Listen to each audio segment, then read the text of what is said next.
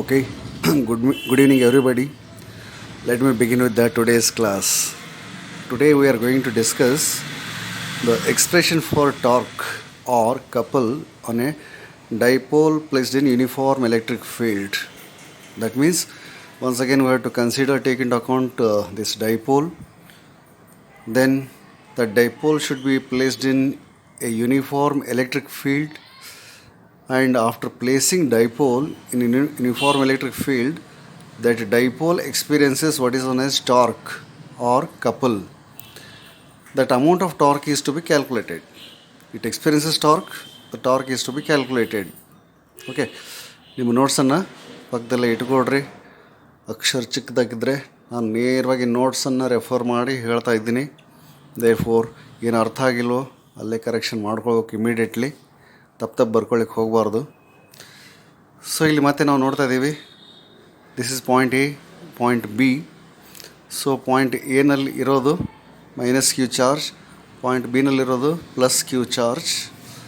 And this dipole and 2a ಅನ್ನೋದು ನಮ್ಗೆ ಗೊತ್ತಿರೋ ಪ್ರಕಾರ it is dipole length, that is the distance between minus Q and plus Q charge.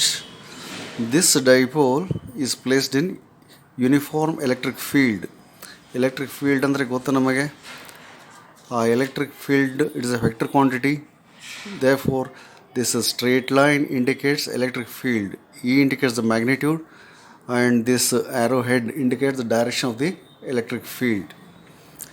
So ಈ ಥರ ಈ ಒಂದು ಎಲೆಕ್ಟ್ರಿಕ್ ಫೀಲ್ಡ್ನಲ್ಲಿ ಈ ಥರ ಒಂದು ಡೈಪೋಲ್ ಇಟ್ಟಾಗ each of the charge of the dipole experiences force.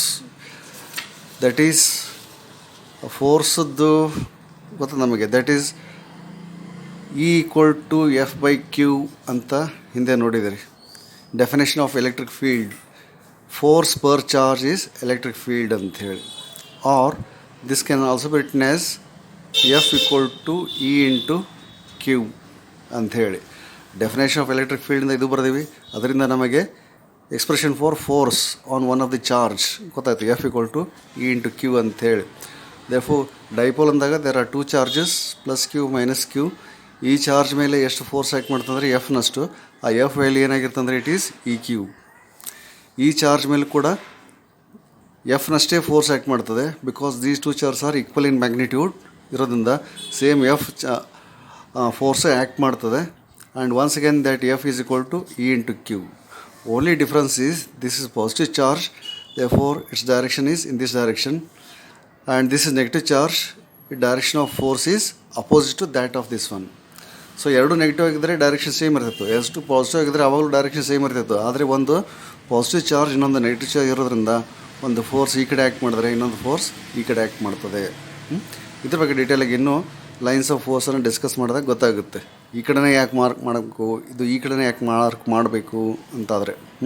Okay, so ಇಲ್ಲಿಗೆ ಏನೇನು ಗೊತ್ತಾಯ್ತು ಅಂದರೆ dipole kept in the electric field, and on each charge because of the electric field it experiences force, and that force is equal to EQ. ಇದ್ರ ಮೇಲೆ EQ act ಮಾಡ್ತದೆ, ಇದ್ರ ಮೇಲೆ ಕೂಡ E ಇಂಟು ಕ್ಯೂನಷ್ಟು ಫೋರ್ಸ್ ಆ್ಯಕ್ಟ್ ಮಾಡ್ತಿರ್ತದೆ. So ಇಲ್ಲಿ ಬರ್ತಿದ್ದೀವಿ ನೋಡ್ಕೊಡ್ರಿ. Minus Q and plus Q are magnitude of charges of dipole. ನಿಮ್ಗೆ ಅನುಕೂಲ ಆಗಲಿ ಅಂತೇಳಿ ಲೈನ್ ಬೈ ಲೈನ್ ಓದಿ ಹೇಳ್ತಾ ಇದ್ದೀನಿ. Minus Q and plus Q are the magnitudes of charges of dipole. 2a is a distance between the charges. ಈಗಲೇ ಗೊತ್ತಾಗಬೇಕಂತೇನಿಲ್ಲ. ನೀವು notes ಇನ್ನೂ ಬರ್ಕೊಂಡಿಲ್ಲ ಅಂದರೆ ಬರ್ಕೊಳ್ಳೋವಾಗ ಮತ್ತೆ ವಿಡಿಯೋ ನೋಡಿ ಕರೆಕ್ಟ್ ಮಾಡ್ಕೋಬೋದು. ಫೋಟೋಗ್ರಾಫ್ ಮಾಡಿದ್ದನ್ನು ನೋಟ್ಸು ಬರ್ಕೊಳ್ಳೋವಾಗ ಕನ್ಫ್ಯೂಸ್ ಆಗಿದ್ದರೆ ವಿಡಿಯೋ ಕೂಡ ಆನ್ ಮಾಡಬೇಕು, ಎರಡು ಕಂಪೇರ್ ಮಾಡಬೇಕು. ಕಂಪೇರ್ ಮಾಡಿದಾಗ ಯಾವುದು ಏನು ಅಂತ ಕ್ಲಿಯರ್ ಗೊತ್ತಾಗುತ್ತೆ. And E is uniform electric field. This E is a uniform electric field. P is the dipole moment ಅಂತ ಬರೀಬೇಕಿಲ್ಲಿ. ಪಿ ಯೂಸಲಿ ನಾವು ರೆಫರ್ ಮಾಡ್ತಿದ್ದೀವಿ ಏನಂತೇಳಿ, ಇಟ್ ಈಸ್ ಡೈಪೋಲ್. ನಿಮ್ಮ ನೋಟ್ಸ್ನಲ್ಲಿ ಬರ್ಕೊಡ್ರಿ. Dipole moment, MOMENT.